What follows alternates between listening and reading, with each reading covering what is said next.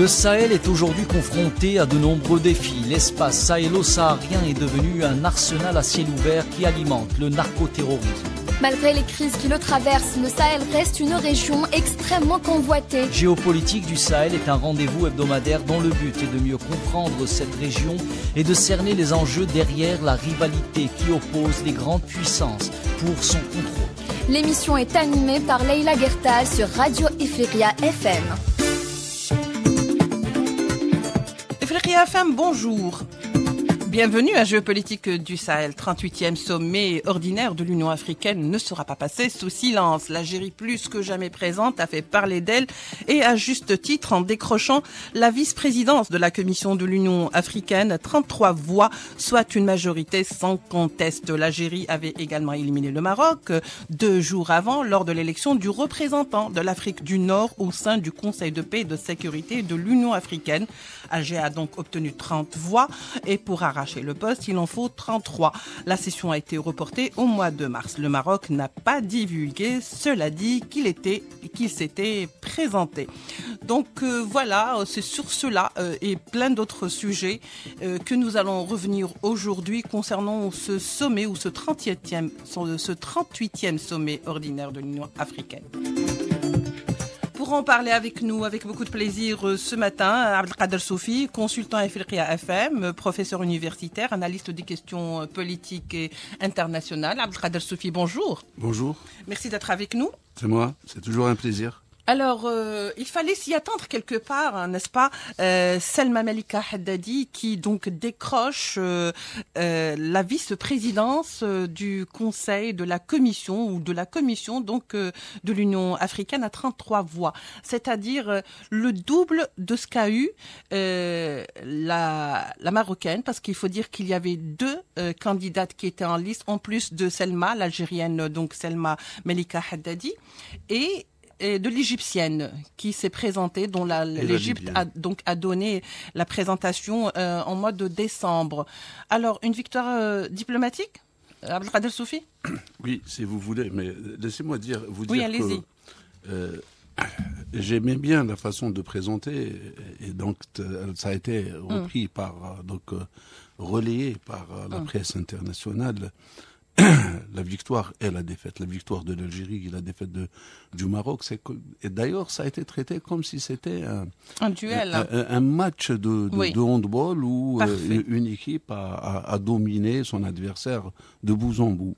C'est pas totalement faux, mais il faut dire que d'abord Haddadi est une diplomate connue. Très bien, merci de nous rappeler ça. Effectivement, allez-y, faites-le, parce que j'allais vous poser la question, qui est finalement Selma Haddadi pour ce Donc, c'est une diplomate connue donc, dans le continent africain et même en dehors. Et elle a des armes aiguisées, car elle a quand même une expérience de plus de 20 ans dans le domaine, ce qui lui donne cette possibilité de mieux travailler cette stature, justement. Ensuite, Haddadi, c'est une Algérienne. Cela veut dire que l'Algérie aussi a cette capacité de rassembler, et de rassembler tout le monde. Et elle peut mettre d'accord donc tout le monde autour d'une question, d'abord en Afrique, ensuite elle est le meilleur ambassadeur de l'Afrique. Et je pense que les Africains aujourd'hui ils ont compris que par rapport aux enjeux actuels avec cette montée de panafricanisme, mais elle n'est pas qu'au milieu de la population. Vous savez, elle a atteint les sommets de l'élite. De l'élite africaine qui commence à faire la part des choses, le distinguo entre l'intérêt national, l'intérêt africain et les intérêts individuels. Chose sur laquelle souvent le Maroc a travaillé en essayant de soudoyer des positions africaines. Et les pervertir. Bien sûr, sauf que les Africains ne sont pas à ventre. Oui, tout à fait. Et il faut dire que les Africains aujourd'hui, ils ont compris, et donc même dans le désarroi d'antan, l'honnêteté, le côté humble de l'Africain reste de vigueur. Et cela veut dire qu'on ne les achète pas avec des sous. Et c'est pourquoi, aujourd'hui, Donc les Africains ont compris que pour défendre l'intérêt, il faut être ensemble. Oui. Et être ensemble, il faut être autour, j'allais dire, d'un même objectif, peut-être. D'un même objectif et d'un excellent représentant. Oui. Et c'est pourquoi cette victoire, je reprends donc le départ de cette expression. C'en est une, voilà, oui, effectivement. Cette victoire de l'Algérie, elle n'est pas celle de l'Algérie. C'est celle de l'Afrique, au fait. De tous les pays avides de liberté. C'est celle de tous les pays africains qui ont besoin aujourd'hui de retrouver la paix, la sécurité. Et ce vote-là, je crois qu'il est très significatif. Oui. Il est significatif à plus d'un titre. Parce que le vécu, ne serait-ce que les deux dernières décades, où certains facteurs exogènes nous ont trompés. En nous disant qu'ils allaient nous aider à nous débarrasser du terrorisme, en nous aidant à faire un développement au niveau de nos pays africains. Mais en réalité, il n'en était rien de cela. Ce sont des États mercenaires qui ne cherchaient que... c'est la ruée vers l'or, au fait. Donc, qui cherchaient que leurs propres intérêts en faisant fi de l'Afrique et de la population africaine. Oui, de l'intérêt suprême, quoi. Et c'est pourquoi je dis que les Africains aujourd'hui, ils ont mûri.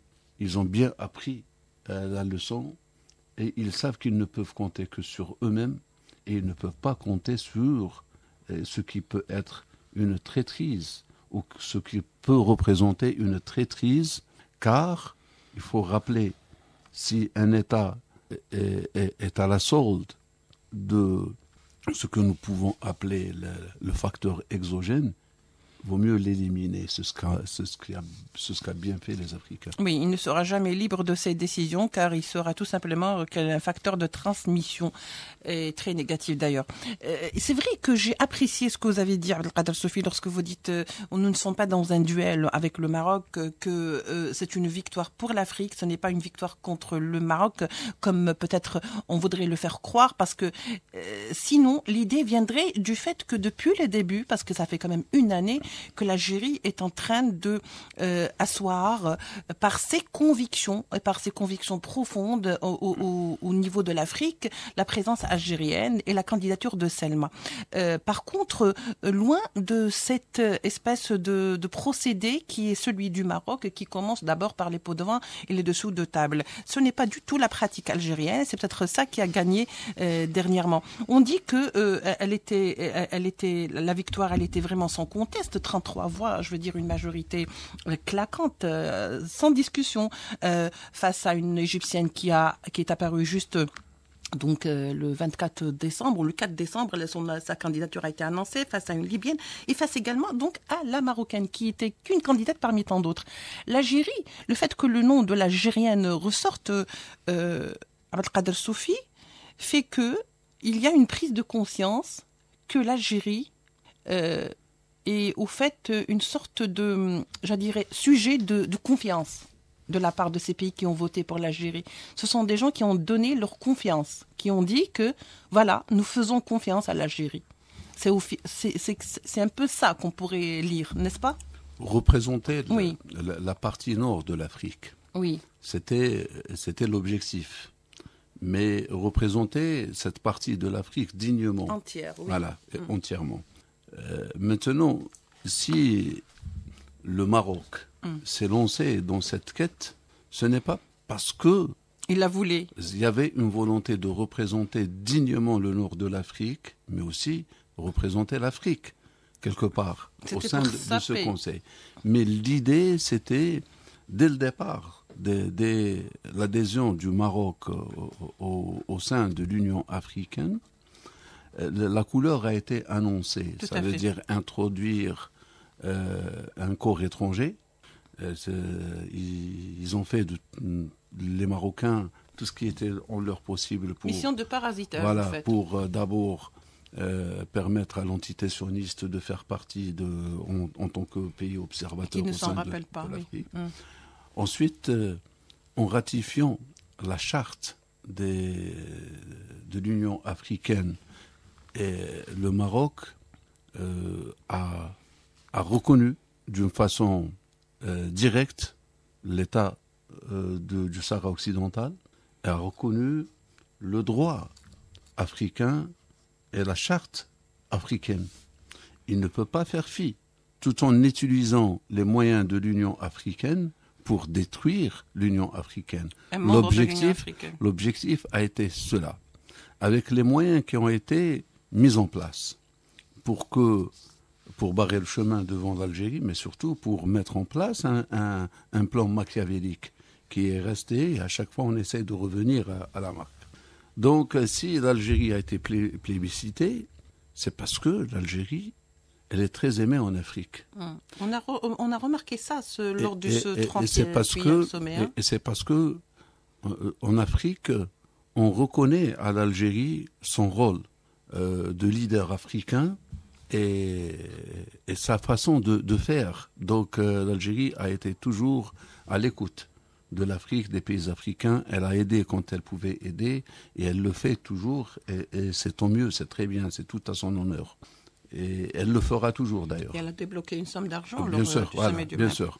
Volontaire. La somme d'argent, elle n'est pas partie dans les poches des X et Y. Absolument. Elle est partie, un fonds africain. Elle est partie dans un fonds africain pour aider la MAEP à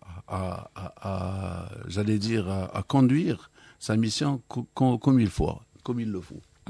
Maintenant, donc je pense que les candidates de l'Égypte et de la Libye ont compris que les Africains veulent que l'Algérie soit présente. Et c'est pourquoi elles se sont retirées tour à tour. Parce que le 6e tour, c'était le Maroc, et après, c'était la Libye, après l'Égypte. Oui. Et donc, comme elles se sont retirées, nous avons compris que les Libyens, les Égyptiens, tout comme les Tunisiens, les Mauritaniens, font confiance en l'Algérie, en l'action de l'Algérie. L'expérience de l'Algérie. En l'expérience de l'Algérie, et que, écoutez, nous avons toujours dit, et je pense que c'est le maître mot de la pensée algérienne.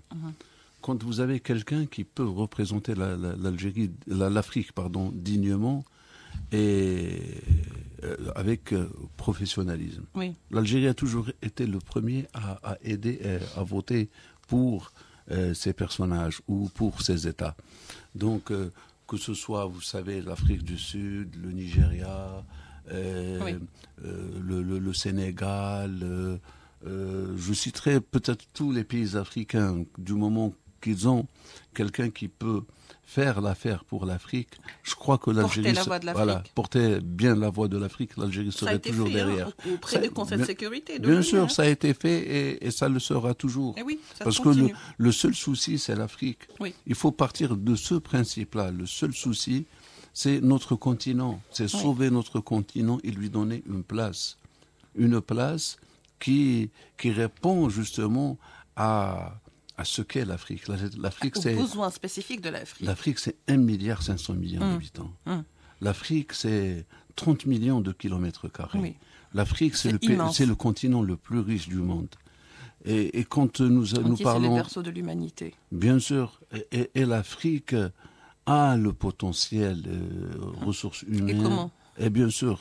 Et il faut en tirer profit grâce à une meilleure représentation. Oui, et surtout par les Africains eux-mêmes, sachant comment aller dans la bonne gouvernance de toutes ces richesses. Il y a beaucoup de questions qu'on pourrait se poser. Par exemple, aujourd'hui, on va dire que c'est une victoire diplomatique pour l'Algérie, c'est un bonus octroyé par l'Afrique à l'Algérie, c'est une mise en confiance. En fait, on pourrait aller très loin comme ça parce que tout ça, ça démontre une chose, que ce 38e sommet finalement ordinaire de l'Union africaine aura été marqué par une très forte présence, pas que physique, mais la présence qu'on appellerait morale, parce que finalement l'Algérie était là, et elle était là en force, on l'a vu, donc avec ces 2 élections. Je rappelle que 2 jours avant, il y avait également le vote ou l'élection du représentant de l'Afrique du Nord au sein du Conseil de paix et de sécurité. Et Dieu sait que dans ce Conseil de paix et de sécurité, l'Algérie a longtemps été représentée par l'Algérie, et de très très belle manière, puisque ce même Conseil et la présidence algérienne qui a duré pendant des années a fait que beaucoup de conflits ont été résolus, et il faut dire avec beaucoup de sagesse. Donc c'est très important que l'Algérie soit présente. Et la voix de l'Algérie, le représentant a quand même reçu 30 voix, 30 sur 33. Vous voyez, même si la session a été reportée jusqu'au mois de mars. Bien sûr, ce n'est pas passé sous silence non plus, parce que de toute façon il y a eu des détracteurs, et on sait très bien d'où viennent généralement toutes ces efforts pour saper tout ce qui est algérien et l'empêcher de briller. Donc le Maroc n'avait pas divulgué qu'ils avaient mis une représentation, parce que tout simplement, vraiment, les voix étaient très minimes. On a essayé de dire que l'Algérie a finalement soudoyé certains pays africains pour avoir ces voix. Donc, où est-ce qu'on peut aller de cette manière, finalement, Abdelkader Soufi? Vous savez, il y a un adage africain qui dit que celui qui a un tatou sur le corps, on en parle. Cela pour dire que celui qui pourrait parler de soudoyer, c'est celui qui le fait. Oui. L'Algérie n'a pas besoin de faire cela, car quand elle fait un don, elle le fait aux États, au peuple, à l'Union africaine. Et on l'a vu. Hein. Et au vu et au su. Et à chaque fois. Quand elle avait estimé qu'elle pouvait éponger les dettes de certains pays africains, elle l'a fait. Sans hésiter. Sans hésiter, sans retour. Très important. Elle l'a fait sans retour. Oui, effectivement. Sans contrepartie. Sans contrepartie. Maintenant, je redis, pour les Algériens, il ne s'agit pas d'une concurrence avec qui que ce soit. Il s'agit de remettre les roues à leur place. Sur les rails. Bien sûr. Et permettre à l'Afrique de décoller réellement. C'est ça l'objectif. Donc l'intérêt de l'Algérie, c'est l'Afrique. Et maintenant que des gens viennent dire que l'Algérie a fait ceci, j'aimerais bien savoir quels sont les objectifs réels du Maroc. Parce que le Maroc lui-même n'a pas d'objectif. Et on ne peut pas comparer, je le redis 1000 fois, l'Algérie avec le Maroc dans un style de concurrence, parce qu'il n'y a pas photo. Ce qu'a fait l'Algérie pour l'Afrique. C'est incomparable de toute façon. Bien sûr, il n'y a pas de comparaison. Mais ce que nous savons déjà, c'est que malheureusement, un pays africain, frère, voisin de l'Algérie, qui, au lieu de, rassembler ses forces avec celles de l'Algérie pour pouvoir donner un plus, il devient un État vassal au profit de multinationales et de groupes exogènes, étatiques et autres, pour piller d'abord les biens de l'Afrique, pour créer le chaos en Afrique et pour créer la discorde entre les États africains, entre les peuples. C'est un but contraire, totalement opposé au but de l'Algérie, qui est rassembleur, qui est, au lieu de piller, c'est aider les pays africains à disposer d'eux-mêmes, à disposer de leurs biens.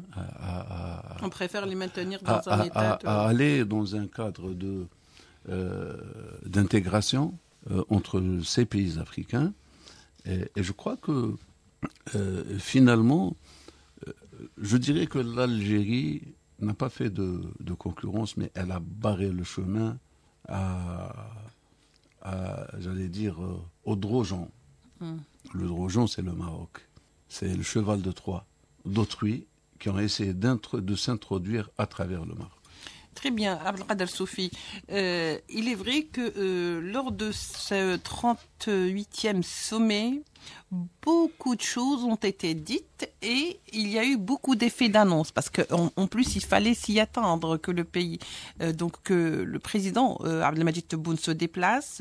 C'est certainement pas les mains vides parce que vraiment, et on a vu dans son discours lors de l'ouverture de la session du MAEP, le mécanisme d'évaluation par les pairs, il n'a pas été de main morte, il a été très clair en parlant que chaque pays doit absolument contribuer à sa cotisation, qu'il était nécessaire que chaque pays honore ses cotisations. Il a même fait un don de plusieurs millions de dollars pour ce mécanisme, pour qu'il puisse un peu décoller et aller vers un travail de bonne gouvernance. Et Dieu sait que ce mécanisme, on en a besoin. Et surtout, on a vu que l'Algérie a porté cette idée de la nécessité de la réparation.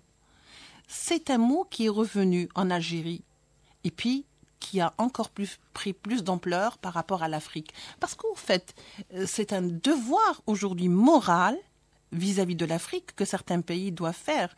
Et ce devoir de réparation qui remonte à l'histoire, l'esclavage, la colonisation, vous voyez, ce sont des facteurs très importants.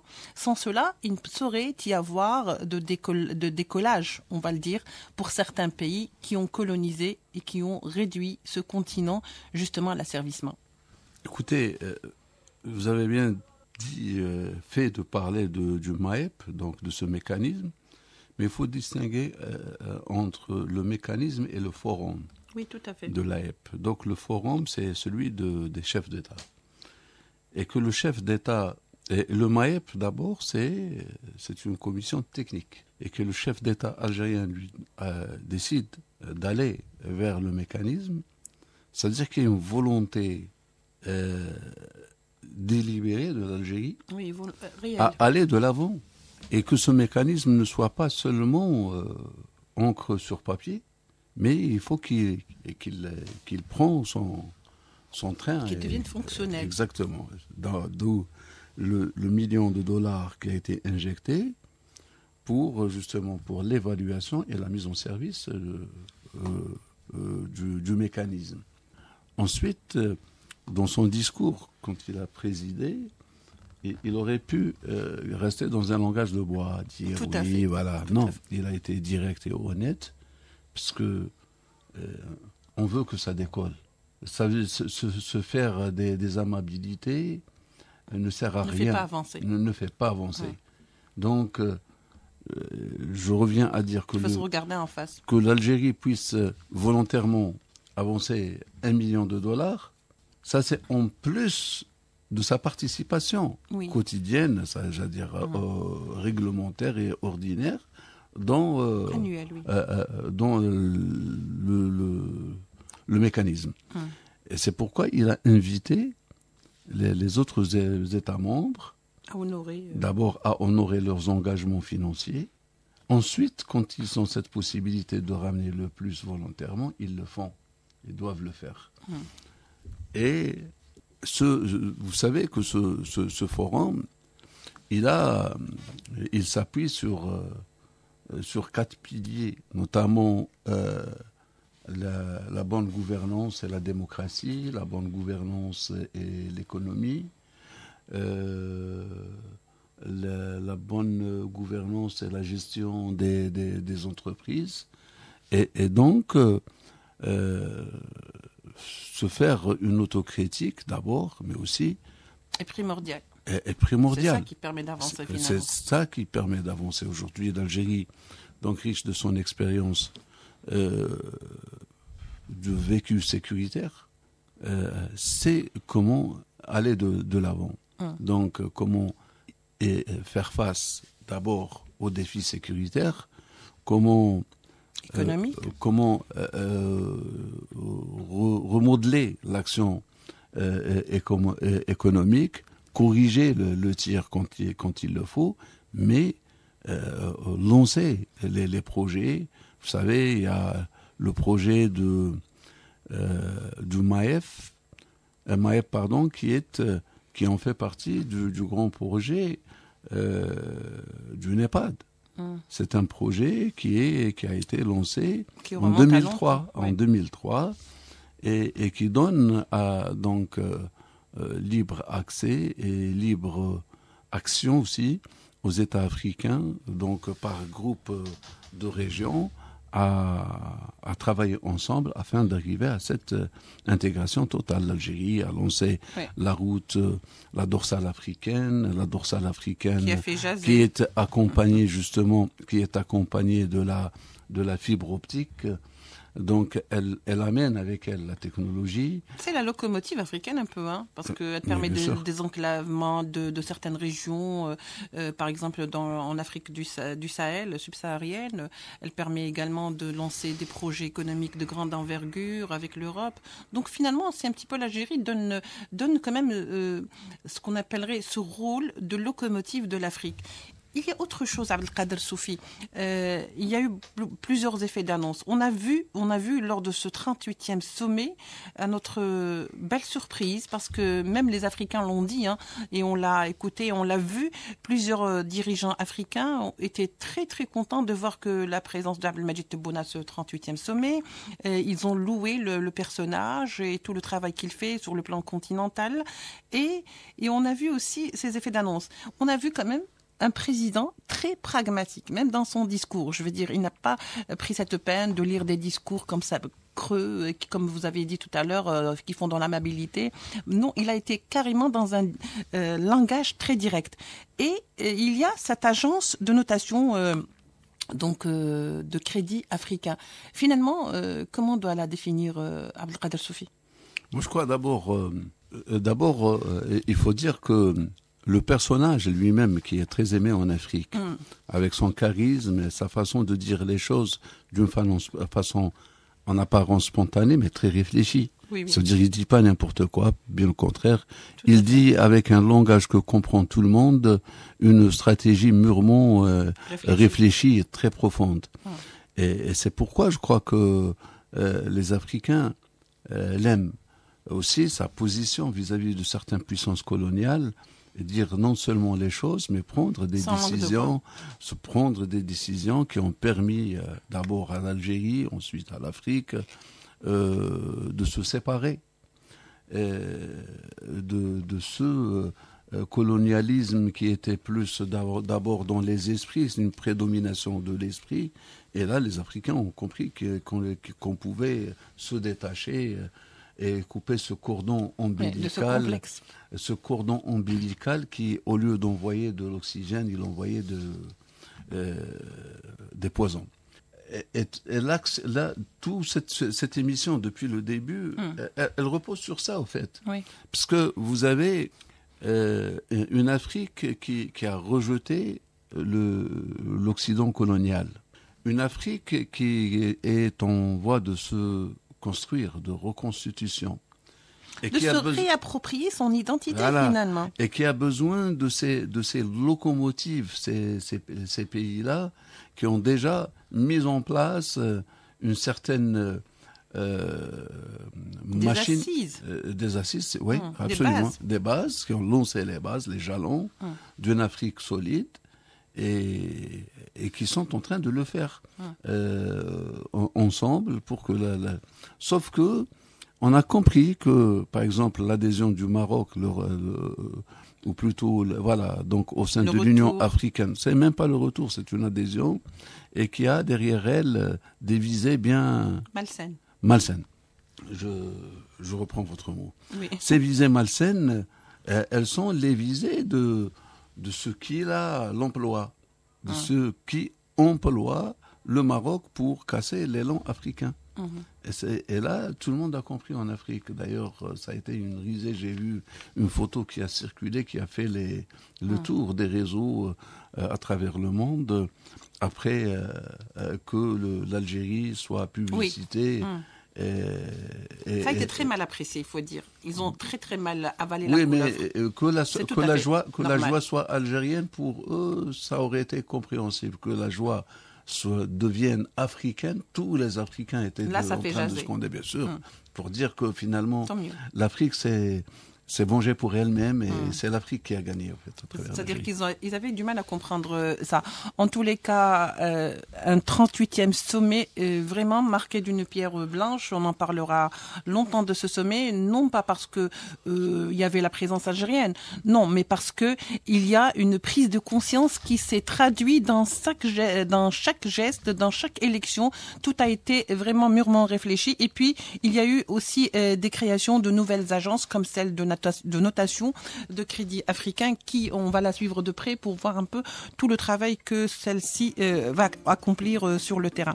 Merci Abdelkader Sofi d'avoir été avec nous. Je vous remercie ici pour votre éclairage. C'est moi qui vous remercie. Je remercie tous nos auditeurs de nous avoir prêté attention. On se retrouvera bien entendu la semaine prochaine pour un nouveau numéro de Géopolitique du Sahel.